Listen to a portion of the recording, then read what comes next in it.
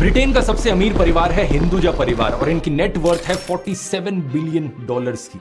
Rupees में कहा जाए तो ये 3.9 लाख करोड़ रुपीस होता है। लेकिन कुछ दिन पहले स्विट्जरलैंड के एक कोर्ट ने इन्हें 4 साल की जेल की सजा सुनाई। जानते हैं किस लिए? जानकर शॉक हो जाएंगे। ये अपने घर में काम करने वाले नौकरों को बेशर्मी से एक्सप्लॉइट कर रहे थे। कोर्ट के सामने आए कुछ डॉक्यूमेंट से मालूम पड़ा कि अपने पालतू कुत्ते पर ज्यादा पैसे खर्च करते थे एज कंपेयर टू अपने घर में काम करने वाले एक आदमी को सैलरी देने से। इनके घर में काम करने वाली एक महिला 18 घंटे तक काम करती थी। हफ्ते में एक भी छुट्टी नहीं दी जाती थी और उन्हें सिर्फ 7 स्विस फ्रैंक्स की सैलरी देते थे, यानी कि 650 रुपए एक दिन के। ये स्विट्जरलैंड की मिनिमम वेज से 10 गुना नीचे है। वहीं दूसरी तरफ ये अपने पालतू कुत्ते पर एक साल में 8,500 स्विस फ्रैंक्स खर्च करते थे, यानी कि 8 लाख रुपए। सोचने वाली बात यह है कि एक बिलियनियर के लिए ये पैसा बिल्कुल ही नेग्लिजिबल अमाउंट का है, खुले छुट्टे जैसा भी नहीं है। इतने अमीर इंसान के लिए किसी को मिनिमम वेज पे करना उतना ही हुआ जितना कि एक आम आदमी के लिए, आपके लिए किसी को एक पैसा पे करना। हैरानी की बात है कि इतने पैसे होने के बाद भी लोग इस हद तक लालची हो सकते हैं। वर्कर्स की टेस्टिमनीज में कोर्ट में बताया गया कि उन्हें बेसमेंट्स में सुलाया जाता था। कई बारी तो